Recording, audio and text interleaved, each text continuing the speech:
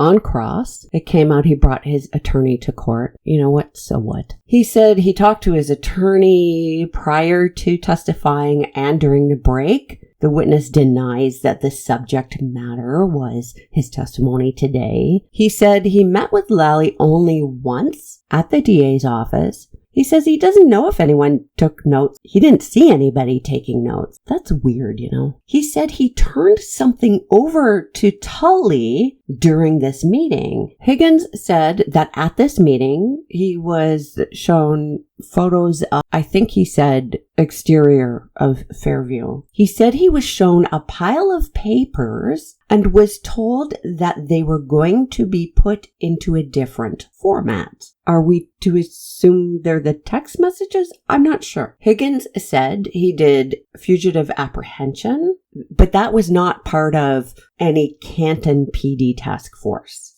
The defense tried to get into the chief provided you this office as a courtesy based on your friendship. And yes, that was already out. Higgins had full access to the Canton Police Department, and the defense was kind of framing it as that the access was based on the friendship. But I'll just tell you from my own experience that having access, not necessarily to everything, but to a lot of things, when you have an office within the police department, is pretty normal. And you need access cards. You need to be able to get around the building. You need to go to the lunchroom. We had a gym, so you want access to the gym. I mean, you get access to pretty much everywhere except for maybe forensics and the chief's office. But in this case, I mean, he and the chief are close friends. But, you know, if you have an office in a building, you need access.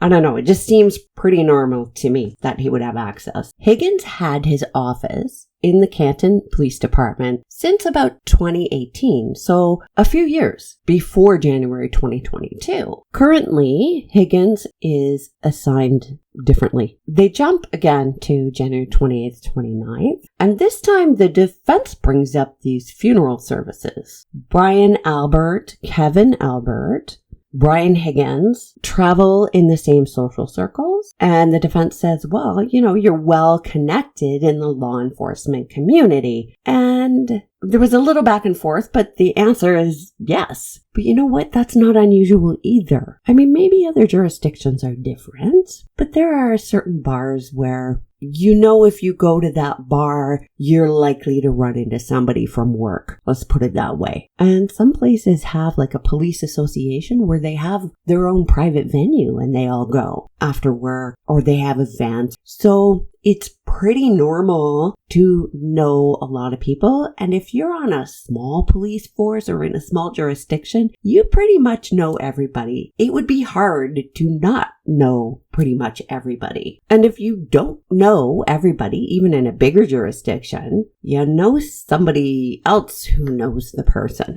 And that doesn't mean anything nefarious. The defense referred to a joke that Higgins allegedly made about the chief.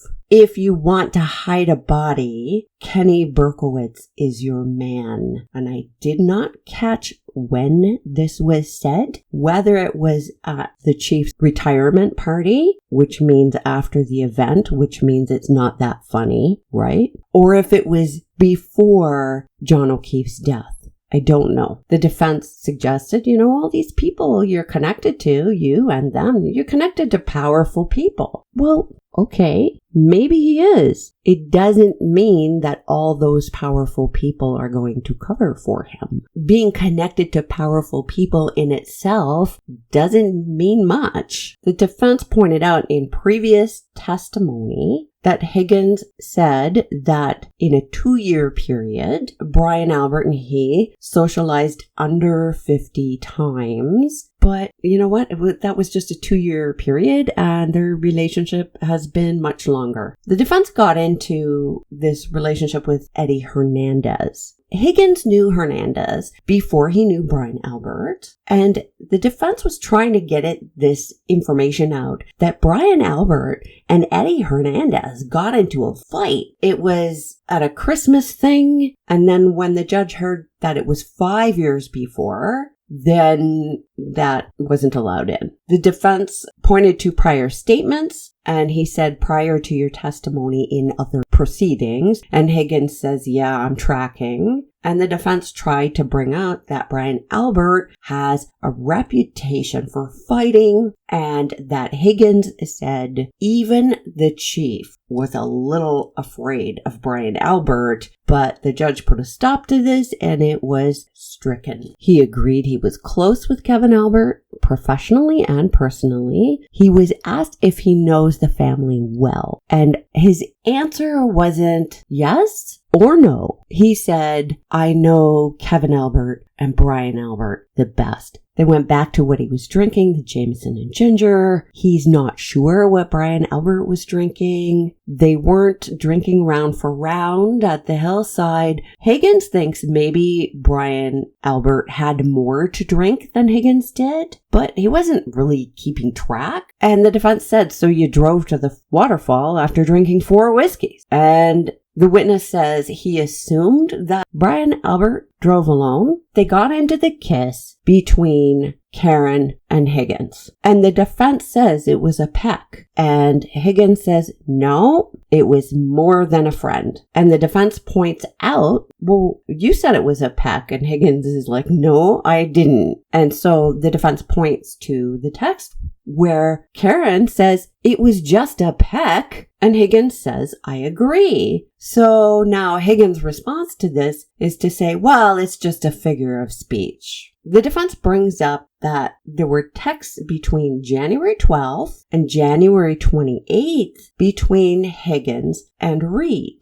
But I think his point was it seems a little bit misleading because between January 12th and January 23rd, there were 9 text exchanges. So like 9 days where they texted back and forth. And the last text was January 23rd. Higgins agreed that he'd had no intimate contact with Reed ever aside from the kiss. From January 23rd forward, Karen never texted Higgins. So she had stopped answering Higgins' text. And on the 28th, when he sent her the and he's agreeing it's flirty, she did not respond to that text. And I'm going to note here that when Higgins came in, she didn't greet him at the waterfall. Well, I want to know what happened at Brian Higgins' house. We see a change in behavior from Karen Reed toward Brian Higgins. Why? What caused her change in behavior toward him? The defense goes through some of the text, like there's a difference between married and dating. And Higgins is saying, yeah.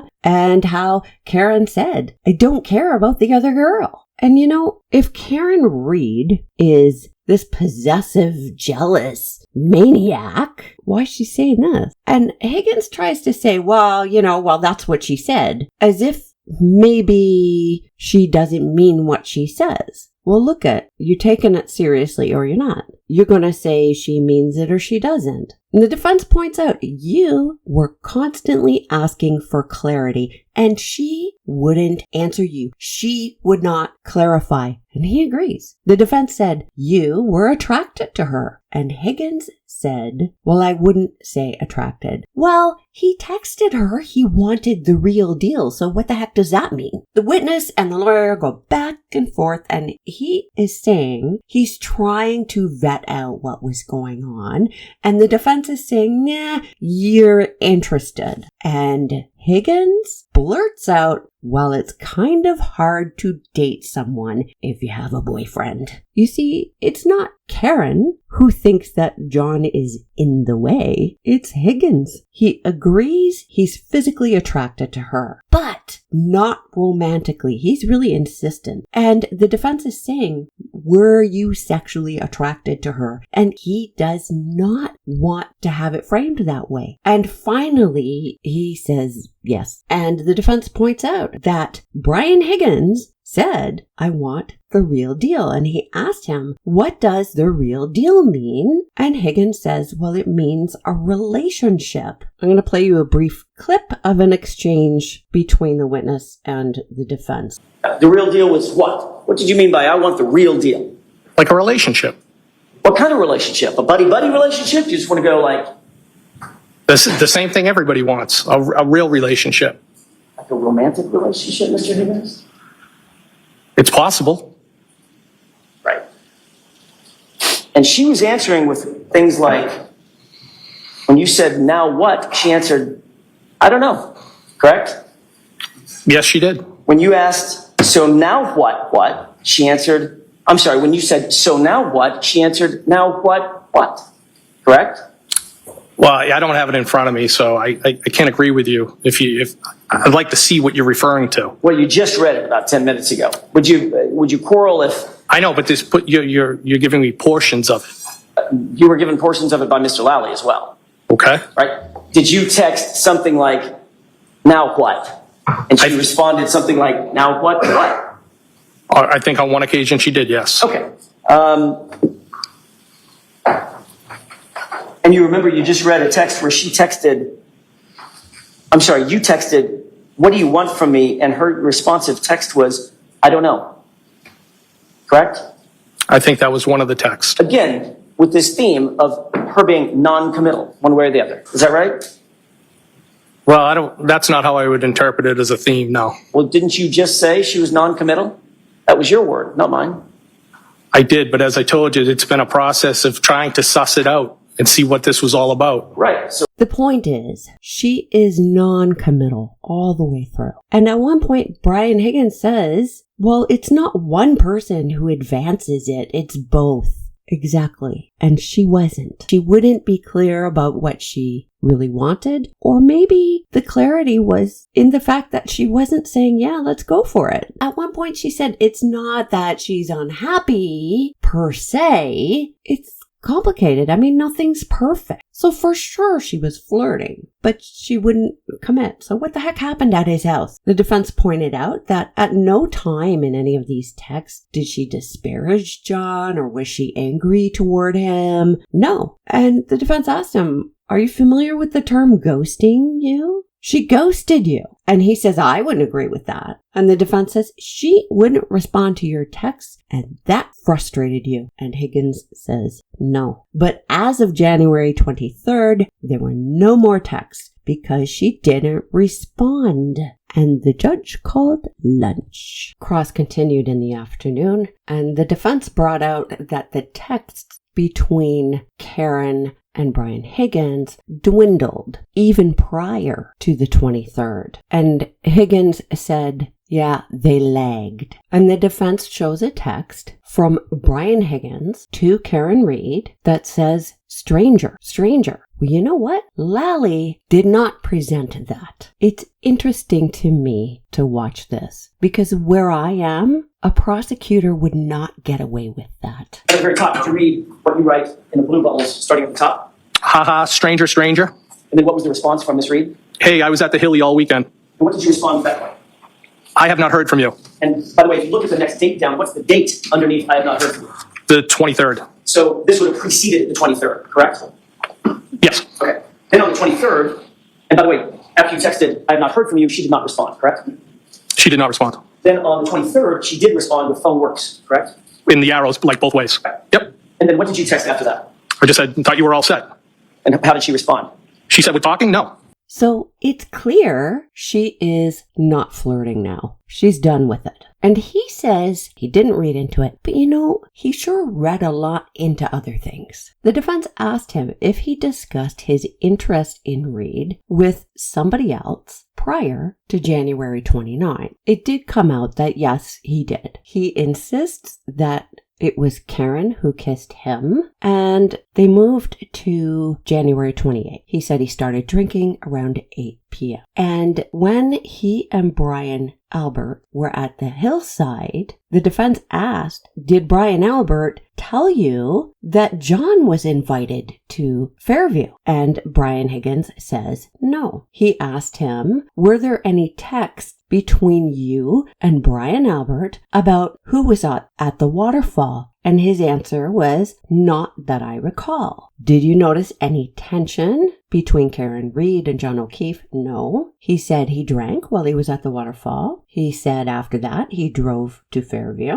He said that when John and Karen came into the waterfall, Karen did not greet him. He said more than once during his testimony that he had no interaction at all with Karen. The defense was saying, well, basically she ignored you. He didn't like that. He says, no, she didn't ignore me, but he didn't have any interaction with her. And the defense asked, well, what was she doing? And Higgins said, well, she was working the room and saying hello and talking to people and catching up, but she talked to all these other people, but not Brian Higgins. And the defense is saying, she ignored you. The witness's problem here is the characterization. He doesn't like the word ignore because it puts a spin on it, doesn't it? So while they're talking about how Karen's working the room, she's talking to everybody, but not Brian Higgins, Higgins sent Karen a text. Well, and Karen didn't respond. And the defense was challenging him on that, on what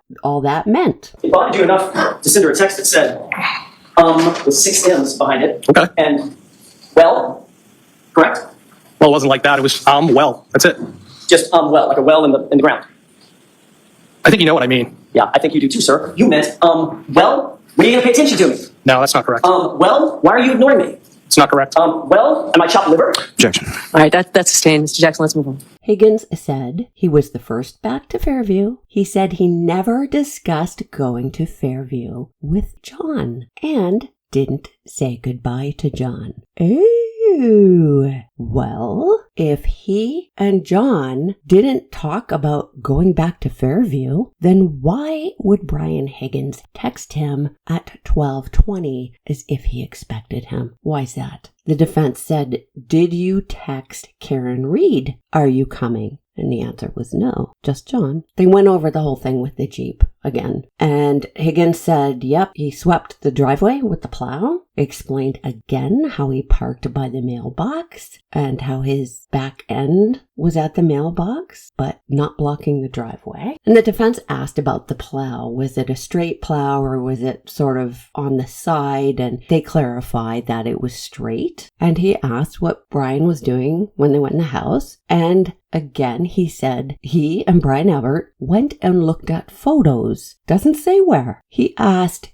did you drink while you were at Fairview? And the answer wasn't clear. He said, they put a beer in front of me, and it was going to be a short night anyway. The defense asked if he'd ever been upstairs on the second floor at Fairview, and he says he has never been upstairs. Wow. Brian Albert, in his testimony, made a point of saying that he and Higgins went upstairs to his son's room to look at photos. So there's an issue with upstairs, right? There's a reason that Brian Albert wants for Higgins and Brian Albert to be going upstairs or in the son's room to look at photos instead of what Nicole says, which is they were in the family room. Then the defense got into this whole thing. If you're going upstairs from somewhere and you're not going to the second floor because you've never been there, then upstairs means you would have had to have come from the basement. There was this back and forth, and Higgins was either not understanding or acting like he didn't understand, but he wouldn't answer, and the defense was forced to move on. So if at any time Brian Higgins said he went upstairs, well, he's just testified he's never been on the second floor. So that means he must have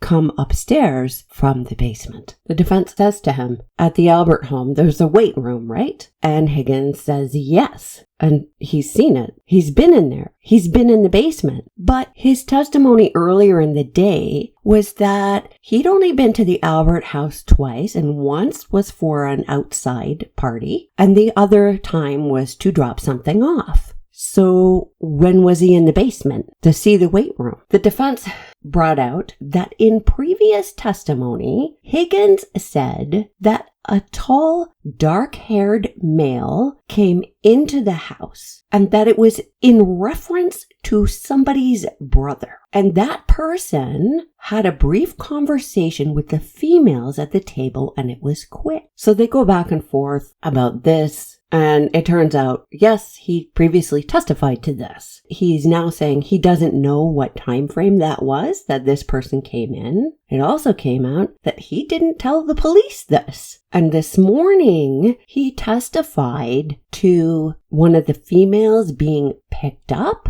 And he was kind of vague the way he said it, but he did reference one of the females going to be picked up. He remembered there was a pickup. That's what he said. Well, he didn't say there were two pickups. He referenced one. Well, Ryan Nagel never came into the house. So it wasn't Ryan Nagel he saw. In any case, he did not tell police this. The defense was asking, didn't you testify to this in June of 2023? And the witness would not say yes or no. He said that night he stayed at Fairview about a half an hour. And the defense brought up previous testimony where Brian Higgins said, I made a beeline out of there. Now, why would you want to make a beeline out of there? What the heck? He said he left out the side door. When he was leaving, he could see the area of the flagpole, same as when he got in his Jeep. He said there was a short walk to the Jeep. He did not see any body. When he turned on his lights, his headlights, he saw no body. And because his plow was in the down position, which I still think is weird, he had to linger for a minute because he'd heard the plow grinding on the ground, which suggests to me that he moved a little bit. And so he had to put the plow up. So it's not like he sped off. He said the roadway was empty. There were no cars blocking his view. There was no body there. And the defense went through the fact that he's got all of this experience and training in the military, in the police, fire department. And the defense says, you're a trained observer, aren't you? And he said, yes. And you didn't see a body. That's right.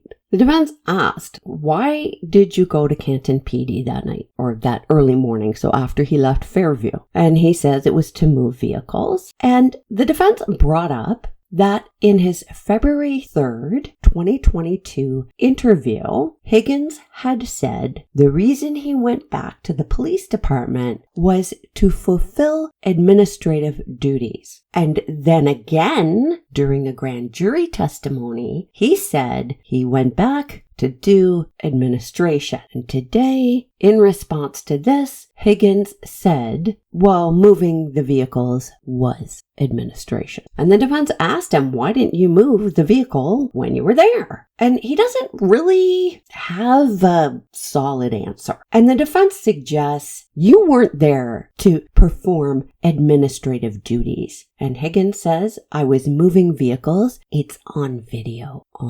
I think that's part of the point. The defense said you would be able to monitor from the police department if there were any calls coming in, if something was going on. And Higgins denies it. I call BS on this, but only partly. Because being able to monitor, well, you would be able to, whether you did or not, is different. Then you get into semantics about the word monitor. But I can tell you, if you're working late at the police station, even if you have nothing to do with patrol, if something big happens, you know, everybody in the building knows. So maybe that was his reason. Maybe it wasn't. I don't know. But if something really bad happened at 1:30 or after, well, as Brian Higgins says, it's on video. It would be on video that he was at the police department. So nobody would suspect him of being involved in anything, yeah? Defense asked him, did you testify before that you slept on the couch? And Higgins says no. And I think the importance of this, and I think there's a reason to this. Earlier today, he testified that he couldn't remember whether he went to bed or whether he was on the couch first. But by this point, when he and the defense are back and forth, it ultimately comes out, he ultimately says, well, he slept in his bed. He just can't remember whether he started out on the couch. Stick a pin in that one. Defense asked if he made or received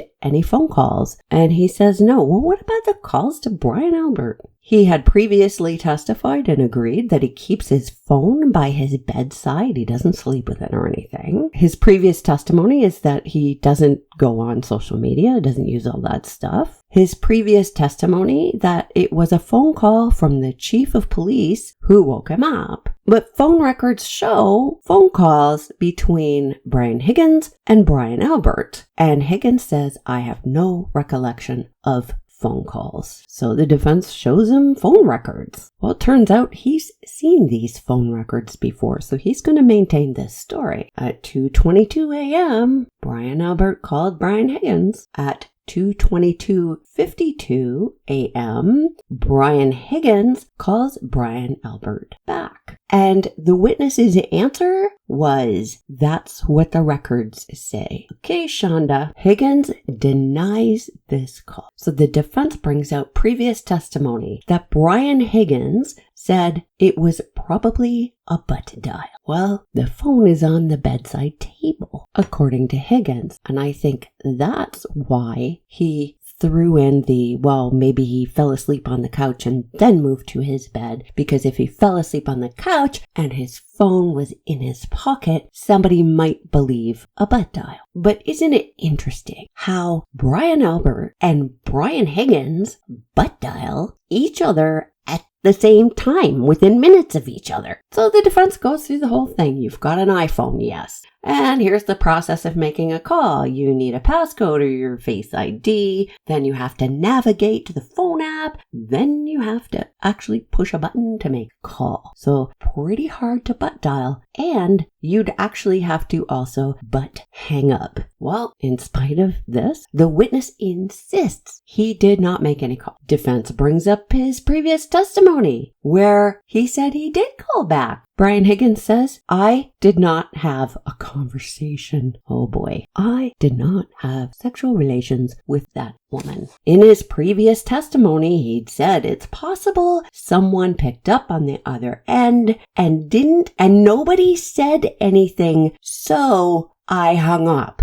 Well, if he butt dialed and nobody said anything, I mean, maybe he's got it backwards, or maybe I have it backwards. Maybe he thinks he butt dialed and the person picked up, and because he wasn't saying anything, they hung up. But he said again, I did not have a conversation. You know what? I bet you he didn't, because it was a code. He testified that the first person he spoke to in the morning was Brian Albert. Higgins said it was Higgins' idea to go there and that he went there to support him. Well, he called the chief after his call with Brian Albert. And the defense said, were you gathering information? And Higgins said no. Did you tell the chief you were with John? I told him I saw him at the waterfall. And when he was asked if he told the chief that he was at Fairview, he said, I believe I said I was at Fairview. He never told the chief about his interest in Karen Reed. And then they go through this whole thing about how the witness does know about electronics, that kind of a search is an important part of an investigation. And he agreed with that, but it was kind of a roundabout way of agreeing. I mean, I don't know what the point is on hedging with that. He knows. Higgins said he got to Fairview in the morning at 7 or 7:15. He said when he arrived, there was no law enforcement there. Nobody asked him to inspect his vehicle or search his vehicle. And the defense attorney put his dentistry skills to work to finally get out of the witness that, yes, all the witnesses were sitting around talking together about the incident. I mean, everybody knows this. Why hedge on it? The defense made reference to Officer Lank coming back and why he'd come back. And the defense suggests that it was Brian Higgins who said to Jen McCabe to call Lank back, but that there were objections. I don't think it fully came in that way. Higgins did testify. Karen had opined she'd hit him. Oh, very interesting choice of words. Karen had opined, not confessed, not declared. Opined sounds like it may be. So it's a little closer to the I hit him, but not quite saying a confession. And he's not coming out and testifying that Karen said, I hit him. He's being very careful here with his words. He said he went from Fairview that morning to the police department in Canton and spent pretty much all day there. The defense asked, while you were there, did you speak with Brian Albert, the chief, Kevin Albert? And to all of this, Higgins says, I don't believe so. The defense hands him a document, and it's the log of the key swipes within the police station. And it showed that Brian Higgins went to the police station January 29th at 1:27 and 52 seconds a.m. He used the rear entry to a secure corridor. Instead of going through every single movement that he had within the station, and the lawyer saying, look, we would be here all day if we did this. He references 9:23:39, so this is AM. I don't know why they don't have this in military time. Anyway, that Higgins went into the Sallyport, booking to Sallyport, Sallyport to booking, this sort of thing. There was movement at 9:18, 9:53, 11:40. There's a whole bunch of them, and they're not going to go through them all. At 2:05:56, there's one where he'd made entry from the Sallyport to the front door, and the defense suggests, could that be you went to lunch? And Higgins says yes. At 3:10 p.m., Brian Higgins called Kevin Albert and had a 12-minute phone call. And the witness being presented with this doesn't recall it, but he also doesn't deny it. Then he denies. And then within 2 minutes of ending the call with Kevin Albert, he made a call to Brian Albert. And this was put in the form of a question. And the witness's answer said, it's possible. Well, if he doesn't recall having a phone call at all with Kevin Albert, how can he even say it's possible that within 2 minutes he called Brian Albert? Because he doesn't even recall making the other call. The defense hands him something, apparently some phone record, showing calls with both Kevin and Brian. And they go through this whole thing. The defense is basically saying, look, you're going back and forth. You're talking to Kevin Albert, you're talking to the chief and Brian Albert. I mean, you're gathering information and providing information. And of course, he denies it. He denies giving or receiving any information. He does confirm he was not on duty that day. So he spent all day at the police station, in addition to showing up there at 1:30 in the morning. So he doesn't recall these conversations with Kevin and the chief. The defense confronts him about giving information on what you talked about, what was the substance of it. And Higgins said, we didn't talk about this. Well, look, how do you say what you did or did not talk about when you don't remember that you even talked? If you don't remember, well, you could have done anything. You don't remember. You can't say I don't remember and then add in a fact that suits you. At 3:57:36, Higgins went from booking to Sallyport, Sallyport to booking, 3:57:54, booking to Sallyport, 4:07:47, booking to Sallyport 2 times, and then there is no record of him exiting. And this is 90 minutes before the SUV arrives, but there is other evidence in that Sallyport. And Higgins says, no, I only used that as a cut through. Well, except he didn't exit, so. Then the defense challenges, you and the chief were in the Sallyport at the same time. And at 4:14, the chief was in the Sally Port with you. And Higgins denies this. At 5:36, the chief was in there, and there's no record of Higgins exiting, so looks like he's still in there. The chief was in there when the SUV was delivered. So here's what it looks like in that Sally Port, where that SUV is, that critical piece of evidence and other evidence in solo cups. The chief is in there, and so is Higgins, awaiting the arrival of the SUV. And Higgins is saying, I don't recall. And this is significant. I don't recall seeing a blue Nissan on my way home from work is one thing. I don't recall what I had for lunch yesterday. I don't recall the order that people came into the bar because I wasn't paying attention. But this is not that. And if you weren't in there with the chief, or you weren't in there at all, then the answer is no. No, I wasn't in there with the chief. Except that's not his answer. It's, I don't recall. And he doesn't recall when he left. And then he says, I don't believe I was there, but he won't say no. This is memorable, and he cannot say, I was not there. At 6:12 p.m., he got a call from Brian Albert, and the defense is saying that this call was from Brian Albert saying that they'd found taillight pieces, and then at 6:16 p.m., he also got a call from the chief about the same thing, and he doesn't recall these phone calls. Well, this kind of thing would be memorable too. So his answer should be a clear no, but he doesn't recall. And then he says he doesn't recall the substance of the call. The defense asks, were you providing information to Brian Albert? He says no. Of course he says no. Well, he wasn't interviewed by law enforcement until days later, February 3rd. Stick a pin in this. Okay, no law enforcement comes to interview him as a witness, and he knows he's a witness, and I'm sure he's expecting to be interviewed. He ought to, right? This interview did not take place at a police station, but there were objections, so I don't know where the interview did take place. Through some back and forth between the defense and the witness, it comes out finally that by the time he had his interview with police, he had spoken to Brian Albert numerous times, had spoken numerous times with the chief and with Kevin Albert, and he had access to the officers in the Sally Port. And the witness kind of balked at the idea of access to officers. I think that worked out okay for the defense, because the defense said, well, you could walk around overhearing things. Then they got into February 4th, and the defense said the chief called you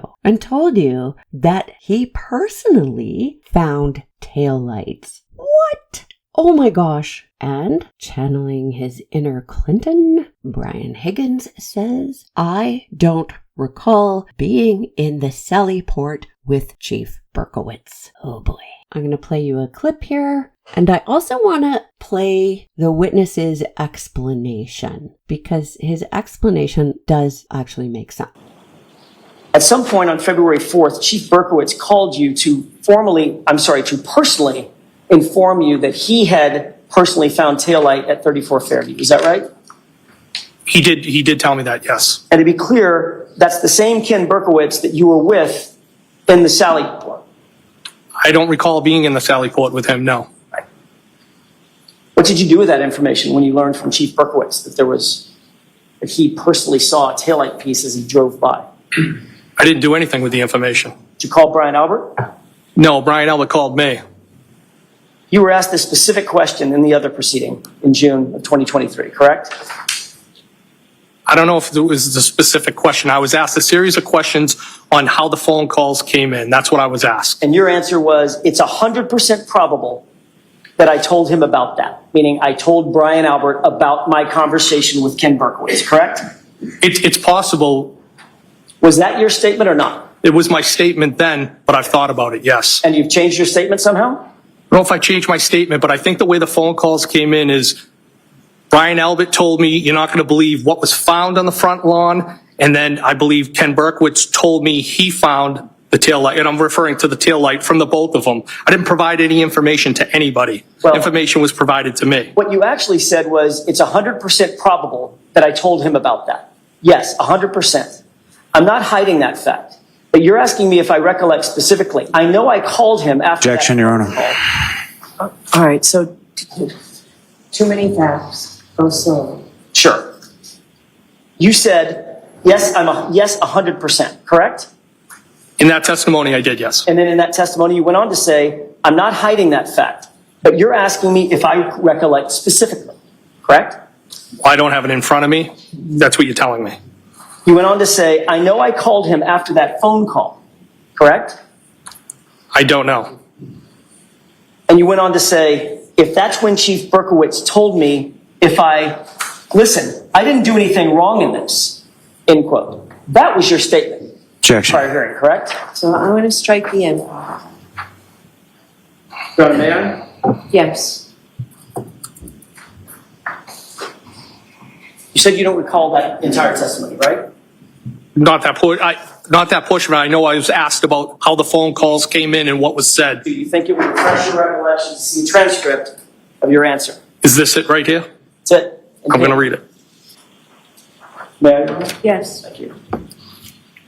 Does that refresh your recollection to what your testimony was under oath in June of 2023? I do. And you said, if that's what Chief Berkowitz told me, I didn't do anything wrong in this, correct? That was the statement I made, yes.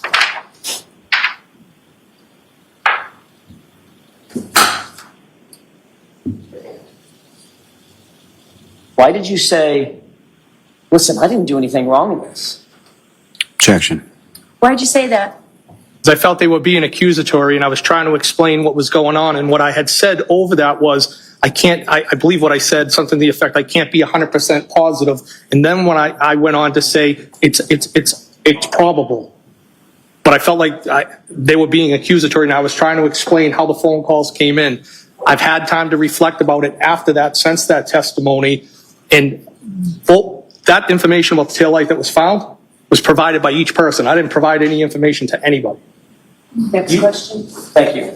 You said, The defense asked him, do you know how to get rid of information on a cell phone? And Higgins says, yes, you can wipe it, you can factory reset it, you can break the SIM card. And the defense said, or you could get rid of the phone. And Higgins says, yes. Higgins agrees that on January 29th in the morning, he spent the first part at Fairview, and then he was at Canton PD for the rest of the day, when it's his day off. Then the defense got into Higgins and Matt Kelsch. Matt Kelsch is an ATF agent who works in the FBI's Regional Computer Forensics Lab. He has expertise in digital forensics, and he also happens to be Brian Higgins' best friend. And Higgins contacted him to find out how to pull text strings off of his phone to provide them to law enforcement. That's what Higgins agrees that he did. But this is something, because at this point, Karen Reed has not been accused yet. Karen Reed was not a suspect yet. Why does Brian Higgins want to turn over those text strings? And again, why not just hand over his phone? Why would he want to turn over the text strings that he had with Karen Reed? I could see him thinking, hey, I had communication with John.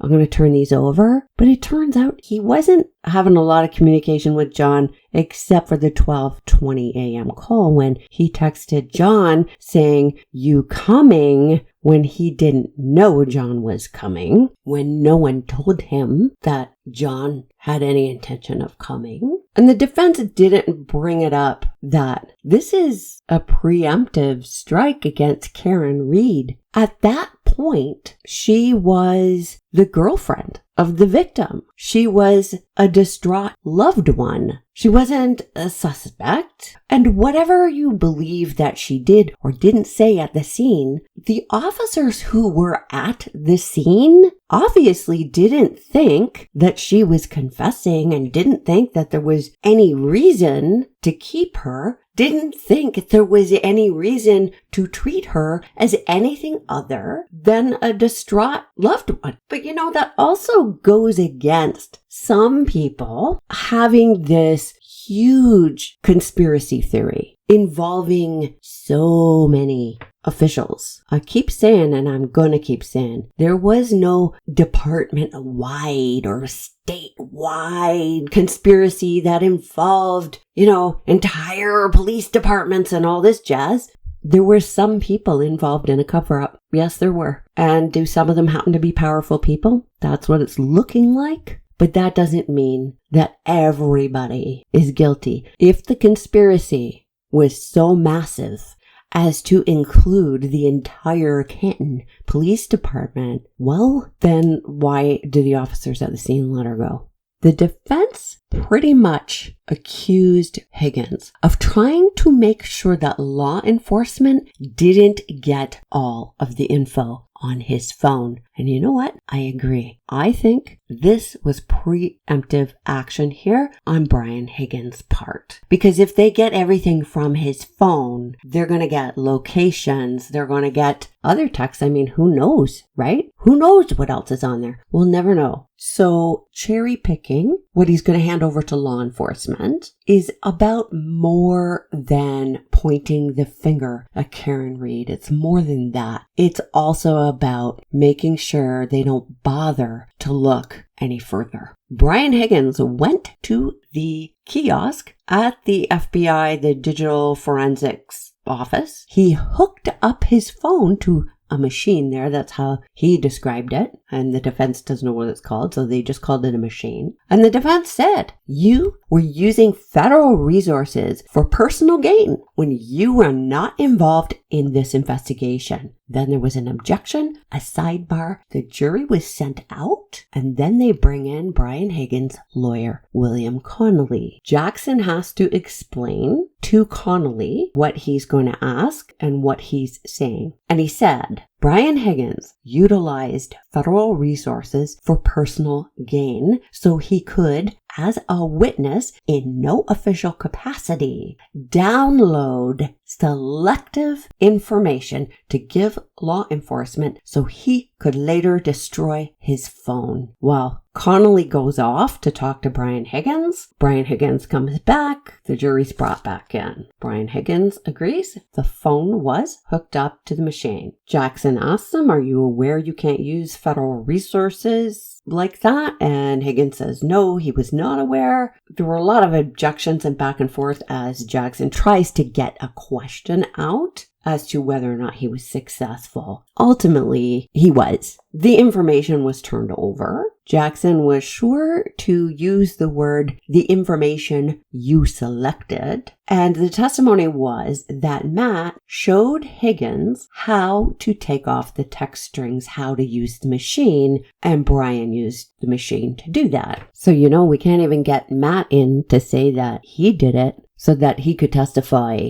that he didn't take anything else off. Higgins said, well, the rest of his info would stay on his phone. The defense asked, where is that phone? Higgins, I threw it away. He broke the SIM card and threw away the phone. And he tries to explain, look, when I throw away a phone, yeah, you cut or break the SIM card. And the defense brings up, there was a court order not to manipulate, alter, or destroy in any way the phone and the information. And that court order was on September 30th. And the prosecution is objecting, and Higgins just goes, yeah, I got that. Well, on September 29th was when he upgraded his phone. And he said pretty forcefully, I maintained the old phone. He wanted to be clear on that. And the defense says, you destroyed that phone in October. What did you do with the SIM card? If he took the SIM card out, he would have cut it or broken it. And Higgins threw in, it was after the order was denied. The defense says, you took the phone